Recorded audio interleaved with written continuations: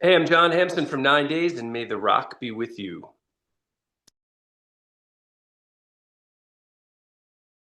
Hey, John, welcome to May the Rock Be With You, mate. Absolute pleasure to talk to you today.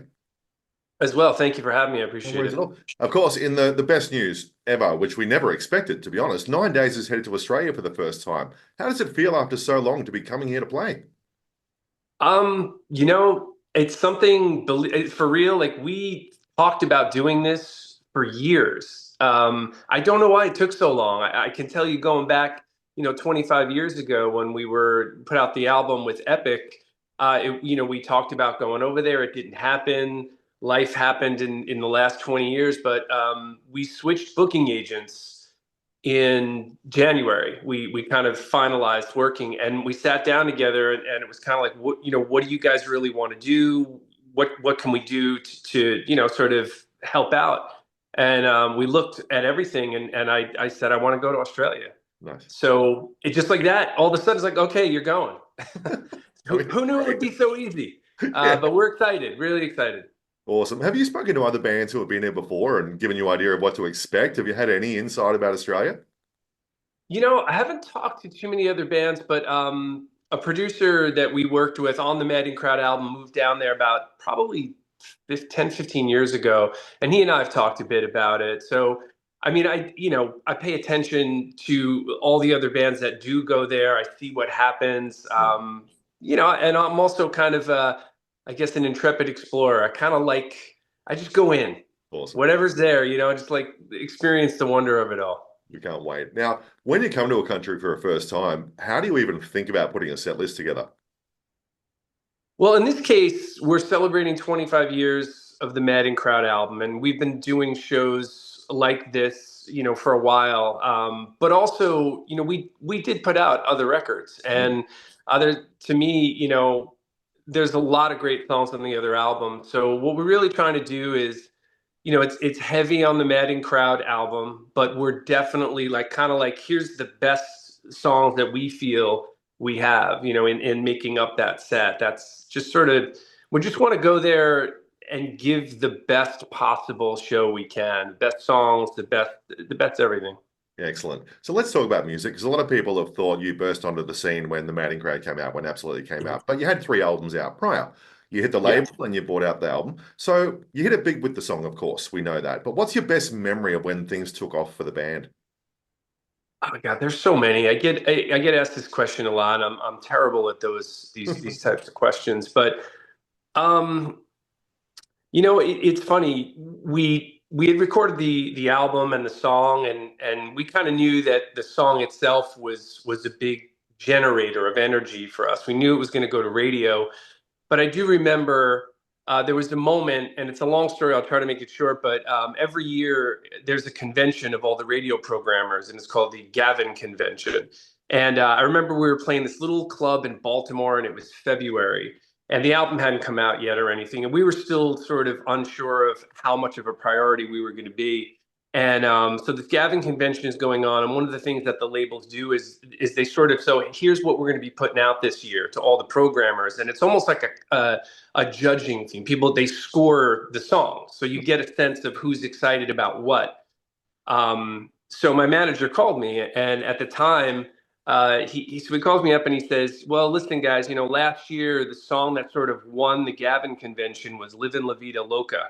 All From right. Ricky Martin, Yeah. right? So I'm thinking, oh, he's just letting us down easy. I mean, that was this massive hit, And then he says, yeah, and this year it was Story of a Girl. Wow. So that moment is when I think I felt in my gut. I was like, oh my God, this is really going to happen. That Right. was that was the moment where I felt like this is real. This is really going to take off. Brilliant. And controversial opinion, when you released If I Am, I love that song actually even more than Story of a Girl. It's a brilliant Yeah. song, man. Like, Thank you. no worries. But I always like to do this too because there's one song on the album which actually is my true favorite. And I always like to ask about it because, it never gets talked about or whatever. It's Revolve. Now, can you Mhm. tell me about that song and how that came about? Is there a story behind it? Yeah. Well, first of all, just go back to If I Am. I felt the same way. And I kind of do this little thing when we play it live. I talk about how I always felt that If I Am was going to be the song that made people realize we were a real band, Yeah. not just a pop song on the radio. And I get that comment a lot. So that makes me feel great because I always felt that way about If I Am. Awesome. Revolve was the song that I love Pearl Jam.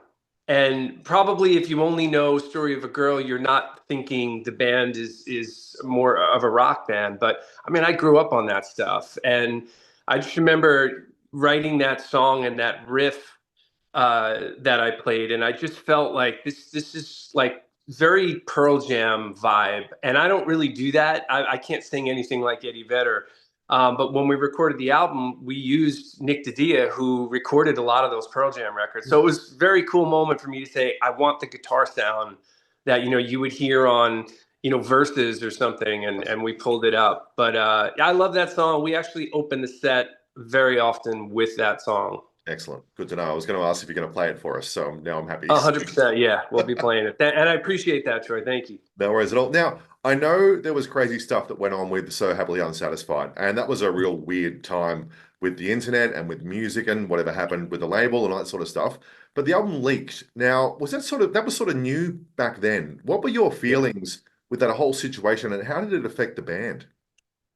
It's textbook. I mean, if you're a fan of a real music fan, and certainly if you've been in bands or around bands, like, you as a career, you hear the story all the time. I mean, we spent a lot of money making that record. The label did. And we went out to Los Angeles. We're a New York band. We went out to LA to make the record. And a lot of the people that had signed us, that had worked our albums, by the time we delivered the record and it was getting ready to come out, we knew something was up at the label. It was one of those massive shifts of personnel. Yeah, People knew that they were possibly losing their jobs. So when you're in that environment, it's really challenging for people to pay attention to your album. And truth is, I don't think Epic really valued us as this big priority. So we went through a big mess with that. And we actually, to make a very long, complicated story short, we had negotiated a deal with another label to put out So Happily Unsatisfied. But it took forever. I mean, it took months and months and months. And I mean, it was like 9 months probably. And at that point, when the record leaked, I was just happy. I didn't care. I just wanted it out there. I was happy people had it.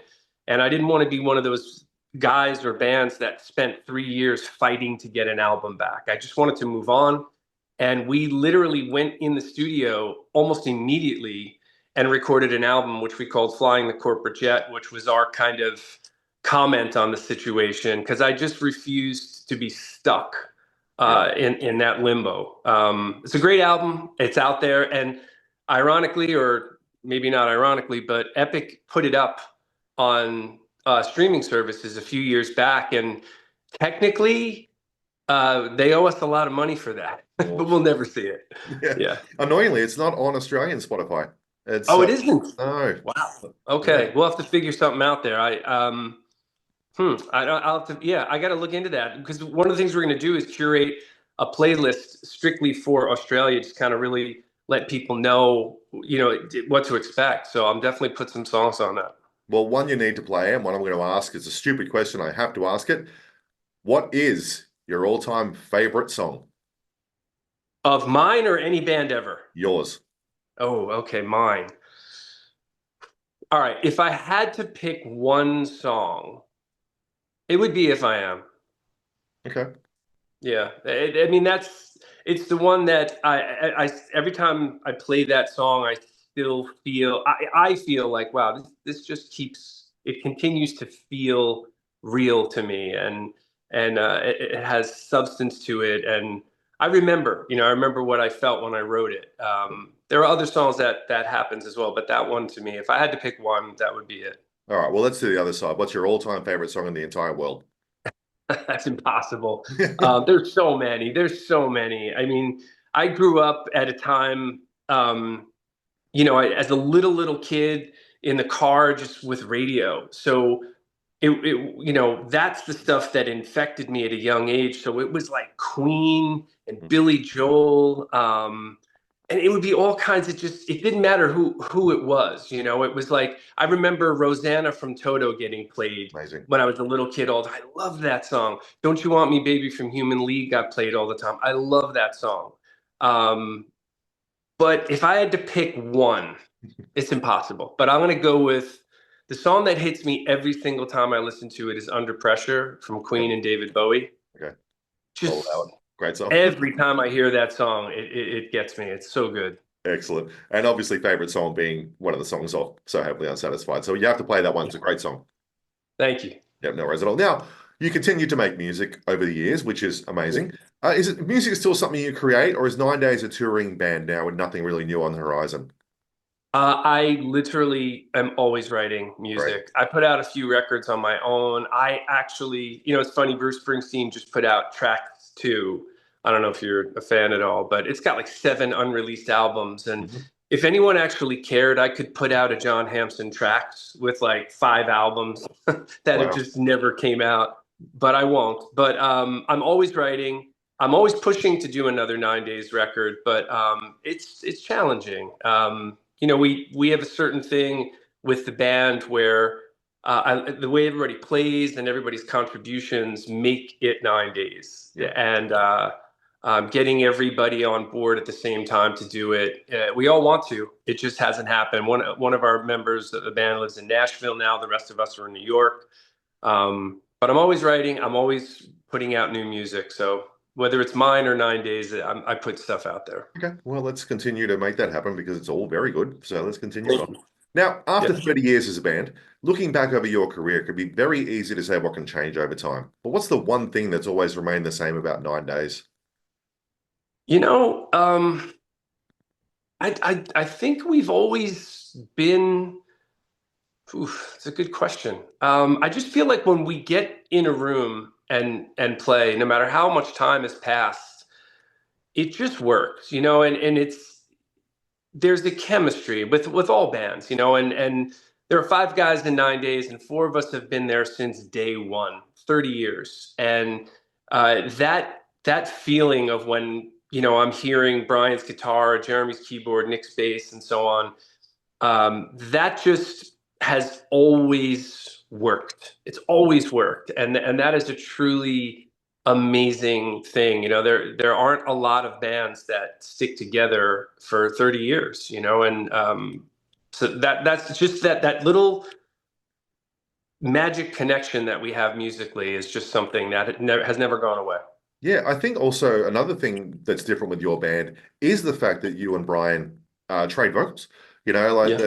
it's not common for bands to do that. And I No. love that, you know, even looking at the liner notes and looking at the credits, you know, you'll write one, he'll write one, and they come in and that's who sings it. You know, or sometimes you both do Yeah. it. And I think it's a really good dynamic that works for the band and it gives you a break as well from the old vocals. So Yeah. Yeah. it's good. Yeah. I think it's Yeah, great. it was one of those. We didn't plan it that way when we started the band. I kind of started the band because I wanted to sing my songs. Brian and I both played guitar in a band previously, and neither one of us was the singer.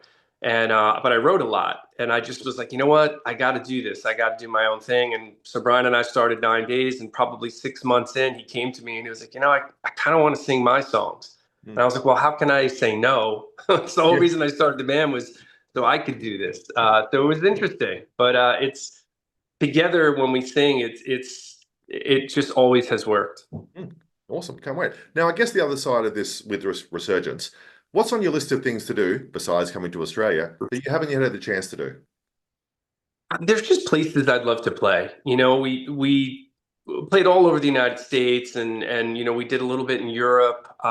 We went to Japan for one really short trip, Mm. and you know over the years we just get these you know fans who'll reach out and like come to Brazil, you Yeah, know, come it's to the always Brazil. Philippines. And that's what I would love to do. I mean, I love traveling. I love visiting new places. So one of the great things about being in a band and touring is you get to see places you otherwise would never go. Mm, So for me, like you know, getting to come over to Australia is there's no way I was going to say no. Once that opportunity presented, is like we're going, yeah. and that's what I would love to do is just you know get to other places that we have never been. So I hope that happens. Yeah, let's hope that this one's the first of many times to come back too, because you're only here for a few days. So, Yes. you got to soak in the place and see what happens. Yeah, I'm gonna see as much as I possibly can and sleep as little as I can. I just, I definitely want to see every bit that I can. Total, we're there for about a week, Oh, cool. so I'll cram in as much as possible. Nice. I'll see you probably up at the Opera House, just hanging out, taking photos and stuff. I'll be there for sure. How could you not? It's like if you come to New York, you have to go to Times Square. So. I've done that. Now, I know I was reading the press release, and you've got an infatuation with the Australian release of the CD single of Absolutely. This one. So it goes back to Pearl Jam is a great example. They always had awesome like import CDs Yeah. of their singles, and they'd have bonus songs on there, and I loved that. It was such a I was a fan, and we had nothing to do with those things. We would have to find out some other way what happened, but I don't even know how I saw the Australian release. But there were bonus songs on there. There were stickers Yeah. that came It's in the fun. I have it here. CD. Look, see It right was, here. yeah. Yeah. So I was just like, for me, I was like, that is so cool that we have that. 9 days stickers. It's great. Yes, it's crazy. Do you have What, we one? need an action figure, but You've got one, so right? I just thought that was the coolest thing. That just having that epic put that out there was fantastic. I have like 2 or 3 copies. I tried to grab everything as we were going and kind of just store it in my little vault. But I love that. Awesome. I'm going to bring it to Sydney. You have to scribble on it for me. Of course, I'd be happy to for sure. Awesome. Lastly, let's look ahead to the future with a prediction. I always like to do this with people. Finish this Okay. sentence for me. By the end of 2025, 9 days will. Oof. 9 days will be getting ready to release the new album. See, excellent. That's what we're talking Yeah. about. Yeah, that's I'm what I'm very hoping for. yeah. I'm gonna make that. I'm gonna put that in the universe and hope it happens. Awesome. Hey, Yeah. John, thank you so much for your time, man. I've been a fan since the Madding crowd, and it's amazing to finally talk to you. I can't wait to meet you in Sydney. I'm going to come and say good day. And Yeah, until please then, do. Yeah, I am so excited, and I really appreciate you taking the time to do this. So I definitely would love to hang in Sydney. So no worries, mate. hopefully we'll connect before then. You gotta tell me where I gotta go and how to get there and stuff. So I'll shoot you an Instagram message on your page, and we'll catch up. yeah, awesome. Thanks, Thanks, Troy. buddy. Lovely to talk Take to you. care, man. See you, Bye mate. bye. Bye. Thank you for checking out the interview with John from 9 Days. They are here in November. Don't forget to like the video and subscribe to our channel and check out maytherockbewithyou.com.